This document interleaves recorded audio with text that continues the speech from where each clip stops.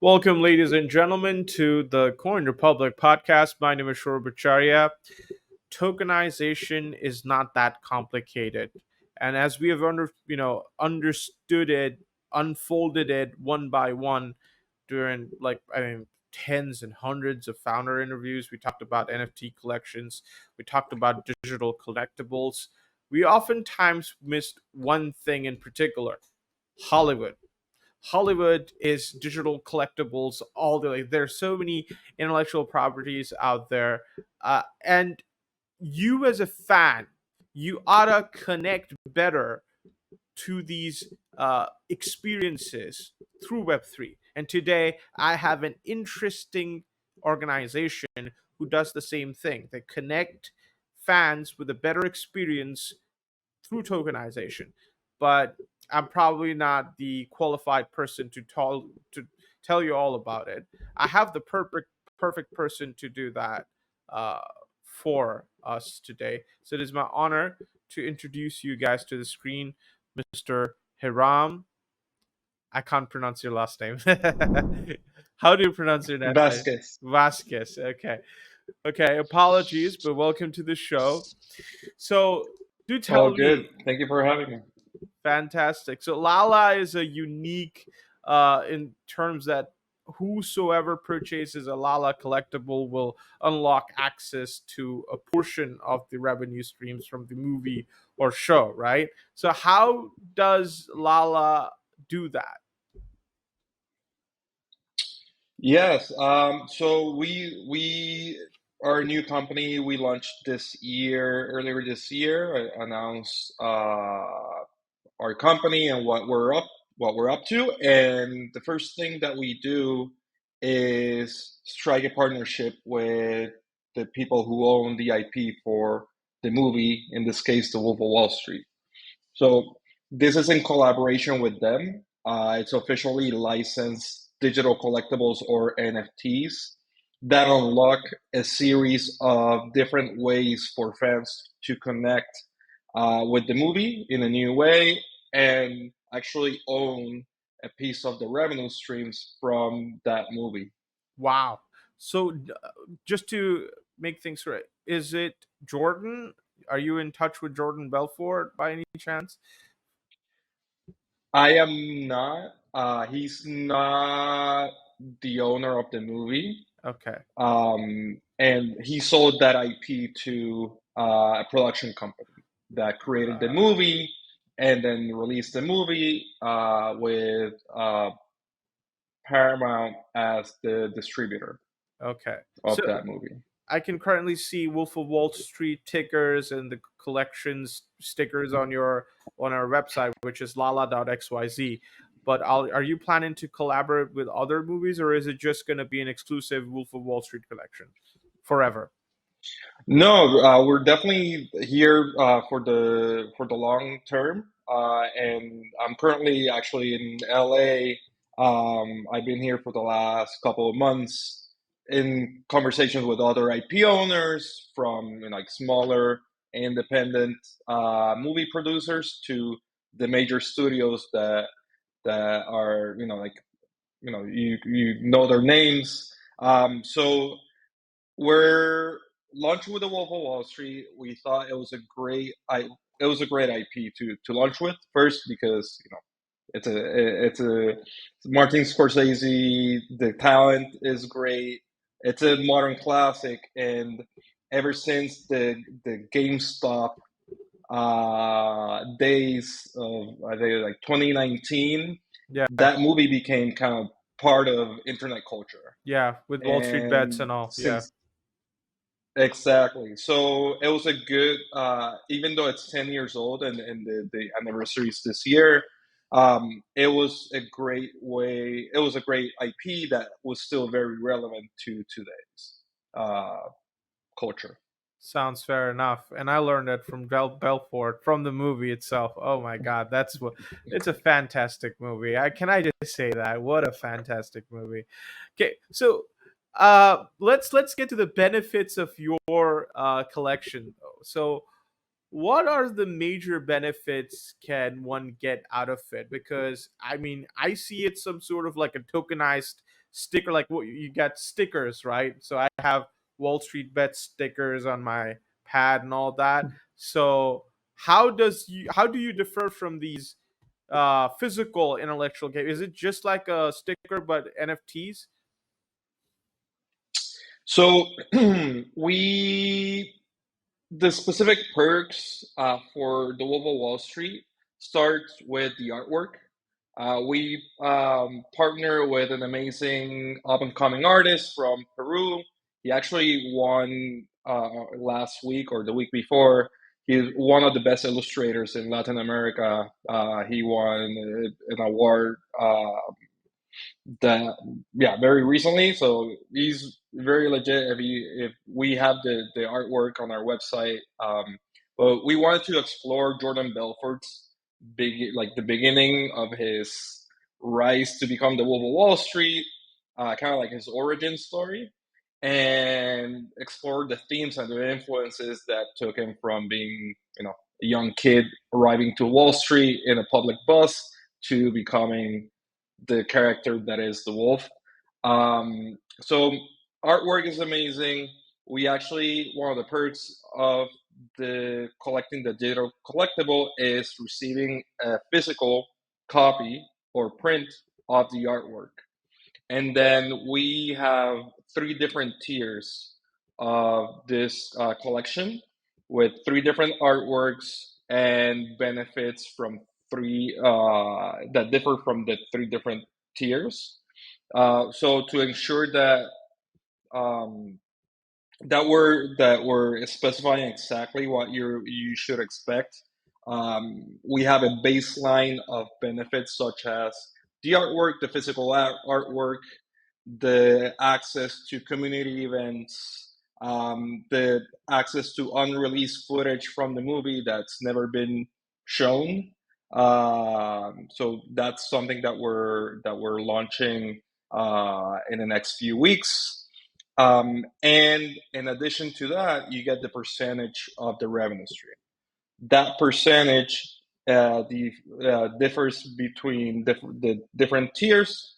The low end tier that's priced under $100 or 0.05 ETH has the lowest percentage of the revenue stream, and so on. You get a higher percentage with the more expensive tiers.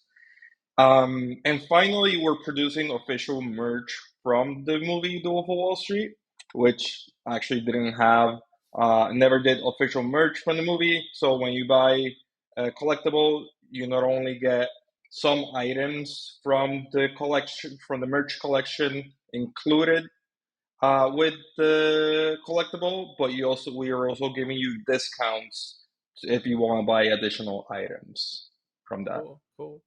Scalability and user experience is what Web3 needs at the moment. What do you envision the future of Web3 to be in the next 5 years?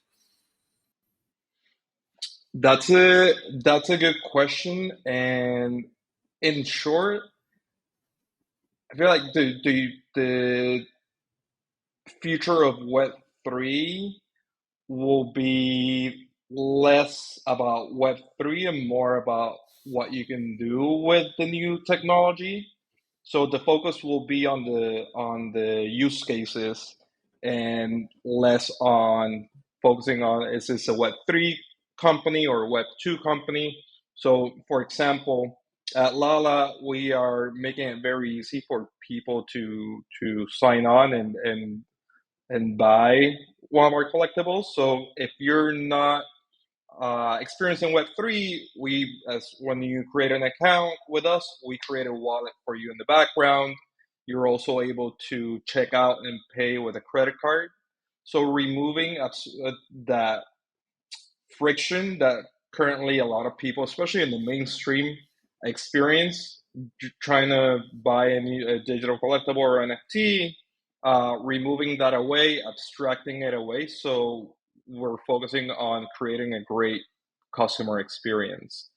And for when it comes to Hollywood and the fan experience, the blockchain technology is a great way to not only um, unlock and prove that you're holder of a certain token that unlock new experiences.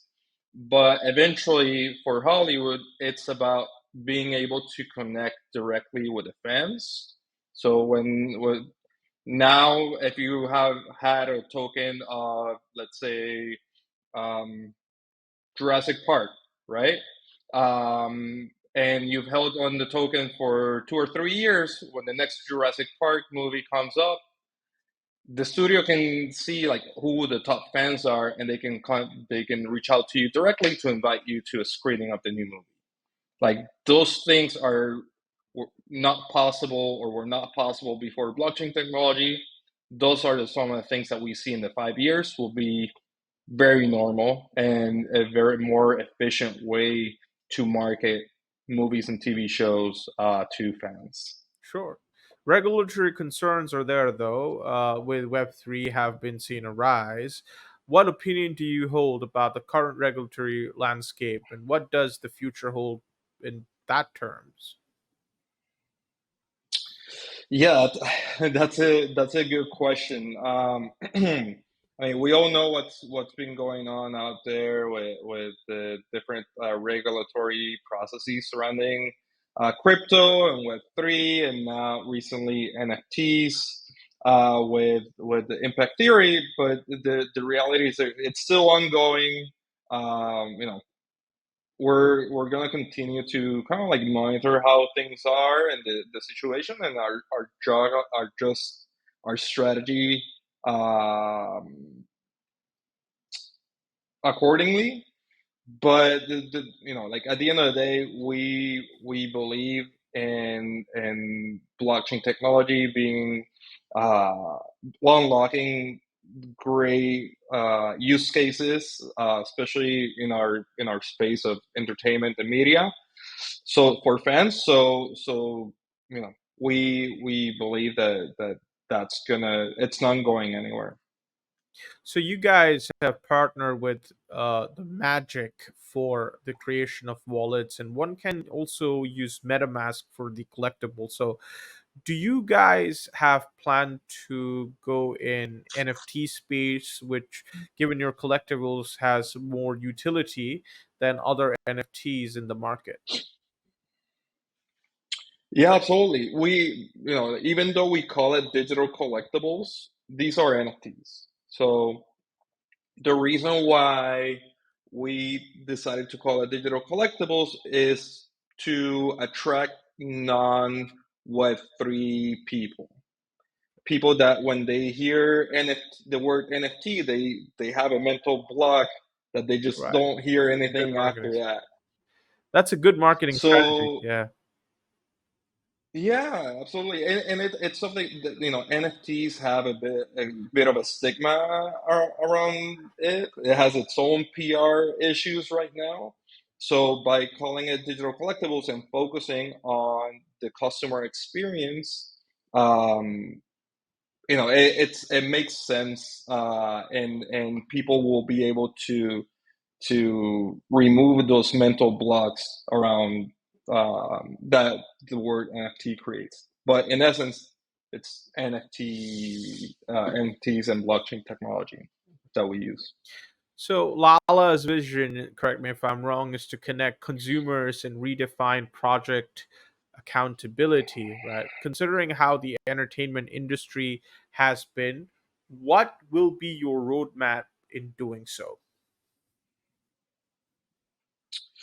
Um, yeah, I think when you say like redefine project accountability, um, you refer to like projects, NFT projects delivering on their Exactly. promise. Yes, yes.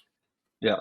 So that's something that from day one, when I started looking at this idea of giving fans of movies and TV shows more access and ownership over their favorite movie, the utility or the value was inherent in that idea, right? Where from day one, I didn't want to sell JPEGs on the blockchain.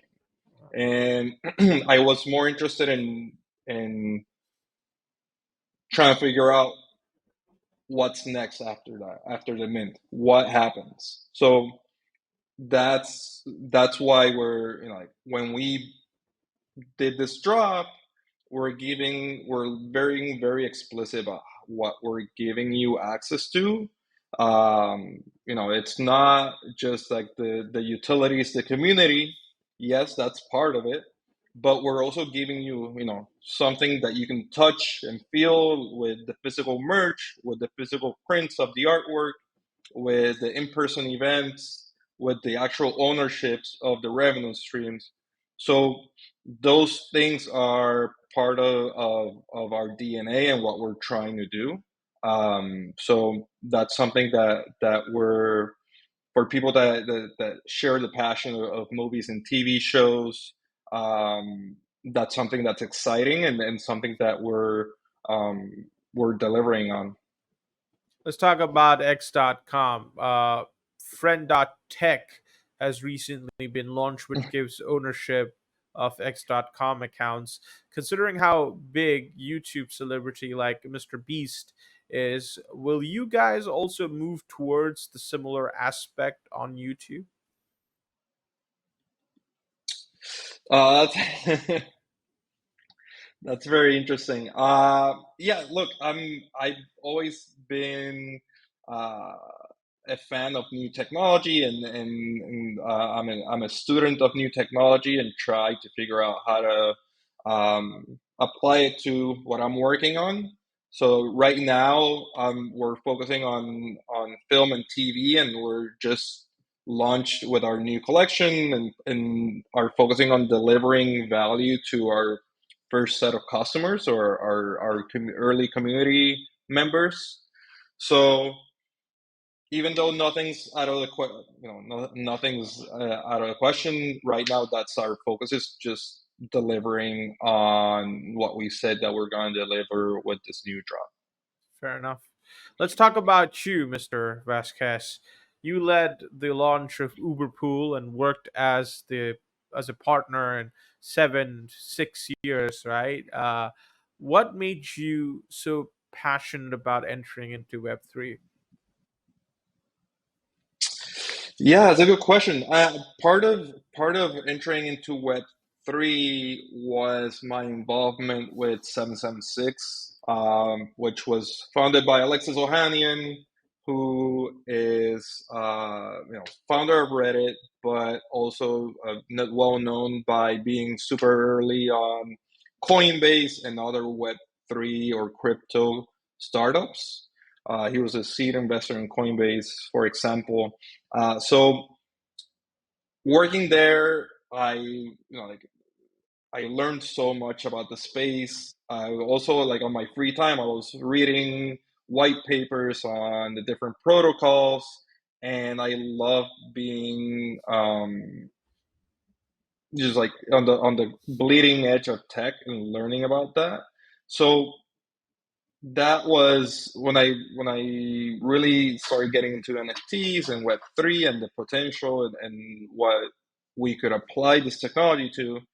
It was an instant click uh, for me to want to be working in the space and building in the space, building forward thinking products that involve, give people access and give people ownership, which is kind of like one of the biggest value props from blockchain technology versus Web2 technology, where, like, platforms, like social media platforms that everyone's on, you actually don't own your data, you don't own anything that you post on there.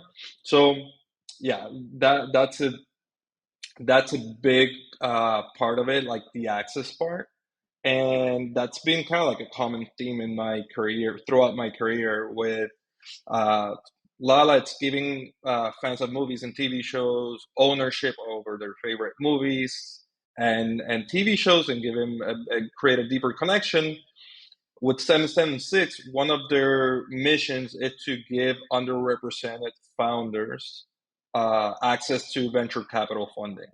So that's my part of my job was to help the firm with that mission, and also helping these underrepresented founders build their product. And a lot of the investments that we're doing was pre-launch companies, so helping them with their product to be able to launch their company.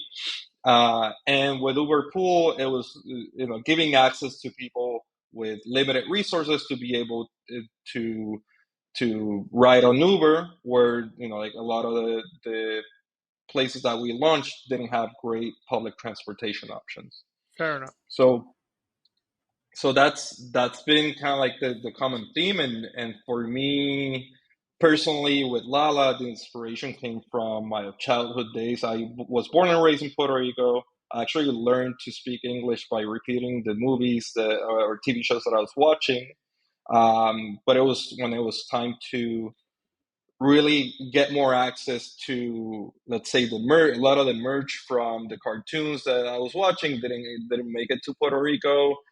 So I would look at the ads, would look at the cereal boxes and the giveaways, or the sweepstakes that were these studios were promoting,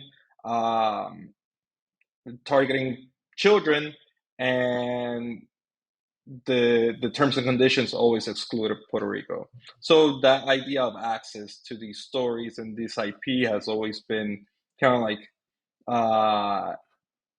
in my head, trying to figure out how to unlock that for fans.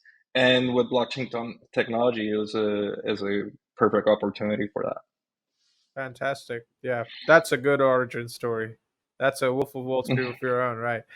So, Thank you. what you guys are doing is fantastic. Let me just say that. It's an interesting concept. Your marketing is to the point. You guys are doing a great job in terms of adoption. But what if Netflix and Amazon Prime gets up tomorrow and says, we're going to start working on the same concept? Will it be fruitful for the community, or, to have these centralized names take control of Web3? Oh, that's a good question. Look, the studios, I've been in conversation with them. They're actually very open and very curious to learn how to use these tools to create the future of entertainment. At the moment, they're not, as far as I know, and my understanding of the space, they're not trying to change Yeah, they think it's too their risky. business around. Yeah, it's too risky for them right now. It's makes more sense for them to partner with startups like LALA to explore the Ooh, space, um, and then eventually maybe they build their own. But they always, I mean, most of the traditional studios uh, always like have stayed with their core business and then partner with others to explore new revenue streams, which is what I think they would do going forward. That's not to say that you know they they won't try to build something on their own, but yeah, just speaking of their track record, that's kind of like how they operate. fair enough. Again, as I say, your marketing is to the point. You make it simpler for the people who are uninitiated. Here's a food for thought.